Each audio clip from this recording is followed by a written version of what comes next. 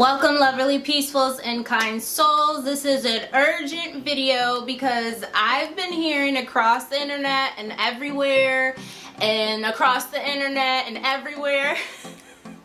that people are trying to sabotage their diets for the holy days, and I just can't let that happen. So in this video, in today's video, I'm giving you some tips that is going to help you. Got a little tongue-tied, what the fuck there. That's going to help you actually stay on track during the holidays. Holy days, you guys know I say holy days only if you're willing to participate in this. Okay, so I'm going to be sharing some tips that's going to keep you from feeling like you just have to sabotage your diet and you just have to just throw it all away, as well as some resources that I'm going to be offering you so you can stay healthy, stay lean. We're gonna get a little sciencey, not too much in this video, because I really want people to get out of that, oh, if you're overweight, it's called body shaming. No one's a body shamer here. So we're gonna go into the details as to why having a lean physique will actually support your health. We're gonna get into that. If we're just meeting for the first time, I'm Abishai L., international best-selling author of The Power of Why book, international speaker, holistic health coach, and founder of the 12-week Eat Stress Away program, where I help professional and entrepreneurial women get rid of their stress in 90 days through nutrition and lifestyle changes, utilizing my 6-step Eat Stress Away method. So we're just going to dive in right now into the sabotagization. Is that a word? If it's not a word, then I just made it one, okay? So I've been seeing across the internet, and it's been bothering me because I can totally relate to this. I used to have that mentality, like, you know, I worked out for 7 days this week, you know, I did really good. You know, one day is not going to hurt me, and then one day turns into a week, and then a week turns into a why did I do this, and then a why did I do this turns into, oh my god, I gained 40 pounds, I don't know how to lose this. So again, I want to say this is not about body shaming. I think everybody's body is beautiful because beauty is in the eye of you, and if you love yourself, go for it. I don't think anybody who's heavier is ugly. I think the most beautiful women are heavier, you know, so this is not what I'm saying. However, I was 40, I'll just use myself as an example. I was 46 pounds overweight before, and I actually spoke to a doctor with medical research, science-backed facts that said being overweight is linked to metabolic diseases, metabolic syndrome, type 2 diabetes, cardiovascular disease, as well as it creates a yo-yo diet and visceral fat. That visceral fat leads to metabolic diseases. Visceral fat is that tight, subcutaneous fat underneath your abdomen that wreaks havoc in your body. So I'm talking about from a scientific perspective, not from a, oh girl, you need to lose weight because I'm not that type. You know, I don't agree with that. I don't agree in people calling people names. I don't agree in people calling people fat. That's just atrocious to me. However, from a health perspective, from doing my interviews with people like Dr. Furman, on the Avi Unfiltered podcast, you can actually click that in the link below if you want to watch that specific interview. Go watch that interview or go listen to that interview and see how that resonates with you. He also offers some, you know, weight loss tips and how you don't have to sacrifice your favorite meals, and that's what I want to stress too. This is not about eating a salad and throwing some cauliflower rice in a fucking salad. This is about you eating your favorite foods, but just in a healthier version. So I just wanted to get that out the way so everybody could just relax and feel at peace, just knowing that this is not a triggering video at all. This is for people who are into health but are gonna sabotage their diet. So my first tip, hopefully that was helpful. Definitely go watch that. Subscribe, like, and share this video. Also hit the notification bell so you get more of these videos. So I remember I actually gained, 46 pounds, and I'm saying this video because I know how that feels to go you know, you're working out, like I said, and one thing leads to another, and you're like 40 pounds overweight because of those leftovers. And the real reason why people end up, you know, sabotaging, like I said, I work with women who are stressed. You know, the main thing is stress. You know, a lot of the holy days are about emotional eating.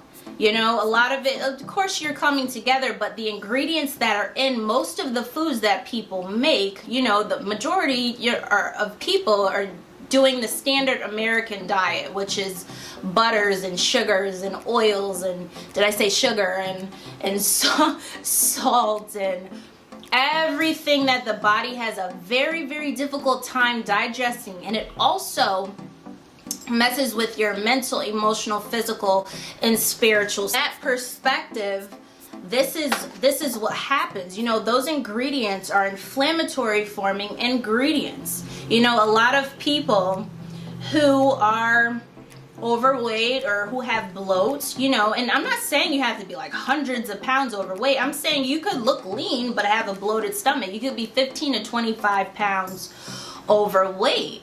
And being overweight, it's inflammation. You know, people say bloat, it's really inflammation. It's your body having the inability to digest what you're feeding it. So essentially, there's redness and swelling. What happens when you get a cut, right? When you get a cut, there's redness, there's swelling, there's all of these things. It happens because the body's trying to protect itself. It's trying really, really hard. So when you're constantly putting inflammatory forming foods in your body, this is where that weight gain comes in. This is why, you know, you see a lot of bloating. It could be bloating in your face. It could be edema in your feet. It could be your stomach that has a lot of bloat, you know, to it. So to avoid this, my tip is to really ask yourself, is it really worth it? And some people are like, hell yeah, it's worth it. I'm just gonna go all out. You have to have certain boundaries in place. So ask yourself, what are your boundaries? How are you gonna feel after you eat this food? Are you gonna feel amazing? Are you not gonna feel amazing? Is this food? Can you eat butter, sugar, oil, and sodium by itself? Can you eat a bucket of sodium and not do this after you're done eating it? Like, can you eat sugar by itself and not like make a face like this and be like, oh my God, I'm gonna gag? You know, can you eat these ingredients by themselves? No, you can't. However, when it's more whole food, plant-based, you can. So my tip is for this holy day is to actually look into some healthier options. You know, take this week, take a couple days because it's next week. You know, Thanksgiving is next week for most people. Take some time and do a little research and see if you can make what you're making a healthier version. When I actually transitioned over to vegan and plant-based, and I'm not saying you have to go vegan or plant-based, I'm sharing who I am. I've been vegan for 8 years now, and it's been the best decision I've ever made. It's helped me mentally, emotionally, physically, and spiritually with no medication, as well as essential oils have helped. So when you're, you know, looking into this, what I saw, I was like, well, I used to love potato salad. I used to love macaroni and cheese. I just made everything healthier. And then it sparked my creativity. I was like, well, I love stuffing too. I make the best plant-based vegan stuffing ever, as well as sweet potato pie. So I started to look for healthier alternatives to stuff. Now, if you're going over a relative's house, and this is actually a continuation of my last video, which I'll probably link somewhere in this video along the way, which is how to have, you know, stress-free holy days with relatives. If you don't want to offend a relative, you know, you can have this conversation ahead of time and say, hey, I have a new diet, you know, do you mind if I bring my own food? Or are you willing to maybe consult with me and, you know, maybe make some foods that I can eat? You know, have these conversations. If they're not willing to accommodate you, if they get offended, then were they really your family? Were they really your friend? You know, these are things for you to decide. You know, I'm all about the love yourself, have your own boundaries, and a respect factor. So are you getting that respect from people? Are you giving respect to them, you know? So I can relate to that too. Everybody knows I have a specific diet, and I'm probably going to bring my own food, or I'm not going to come at all. because there's gonna be nothing for me to eat, which I think is completely fine. You know, you have to have your boundaries set as well as other people. So that would be my tip. Make healthier versions of things, and see if you can somehow eliminate those ingredients that are the most harmful to your body and can cause serious, you know, weight gain, and can cause serious illnesses as well, because sugar puts your white blood cells to sleep and causes paralysis, and during that time your immune system is not fighting off anything. So especially if you're afraid of this whole thing, you know, happening, and you really want to protect your immunity, having things like sugar and oil and all of this stuff, that's not protecting your immune system at all. It's actually, you know, attacking it essentially. So you want to think of that. Another thing I would mention, like I said, bring your own stuff, have your own gathering, you know, if you're trying to eat healthy, and I'm here to support you. So if you're like, I have no idea where to start, I don't know how to make anything healthy, but I'm looking for healthier solutions, drop a comment below for my holy days, I say holy days instead of holidays, Thanksgiving and Christmas meal guide, meal prep guide, or meal plan, I'm sorry, meal plan that you can utilize. And what I'll do is I'll individualize it for you. I've done this for several clients. I'll individualize it for you. I made this for a client last year, and they absolutely loved what she made. They were very open-minded to it. She brought, I think it was scalloped sweet potato casserole, and it just looked very, very yummy. It was huge. She made a bunch of it, and they all loved it. They all accepted her. It was just a beautiful time of acceptance and respect and open-mindedness. So if you eat certain things, you know, some people have sweet potatoes, about to say sweet potato salad. Some people have sweet potatoes, some people have green bean casserole. I don't care what you eat. Let me know. I'll individualize it for you, and that is what I will do. Also, make sure that you still have your goals, you know, in place. This is also good as well. I have a Foodie Moody journal. Track your food that you're eating during these times and put down your mood. There's a section for food and mood in here. Okay, so you want to write down exactly what you ate, how you felt afterwards, as well as you can, there's blank pages if you want to write down, you know, your weight. If you're scared of the scale, don't get on the scale. Maybe check how your pants fit after. Don't just totally let everything go and just say, you know, I'm just gonna let everything go. I did that. One day can change your life. I found out my liver was like severely damaged before, and I was like, one day is not gonna hurt me. One cookie hurt my liver, okay? So be cognizant of what's going in your mouth.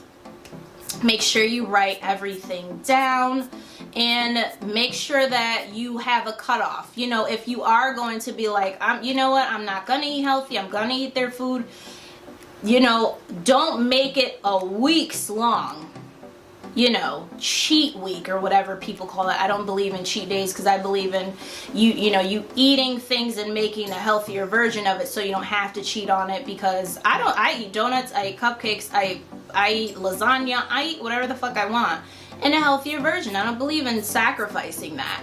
I believe in making it healthier so you could get all the vitamins, nutrients that you need, so you're not nutrient deficient. When you're nutrient deficient, you're gonna think differently, you're gonna feel differently. For instance, if you have no magnesium, you're gonna be an anxious, angry person.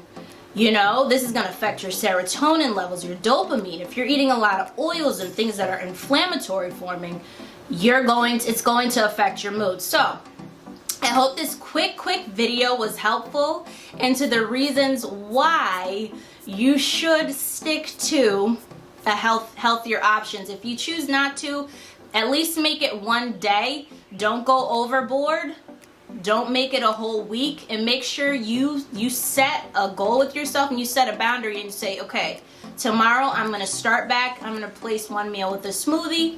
I'm going to have a green juice. I'm going to detox with some teas, and I'm going to sweat this out and boost my immunity with some fitness and proper nutrition.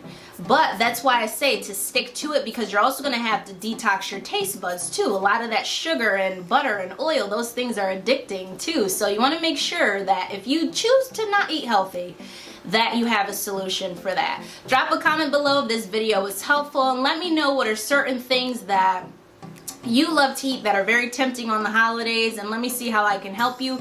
If you want my meal plan guide for the holy days, let me know. Thank you so much for watching, Loverly Peacefuls, and have a happy day today. Mwah.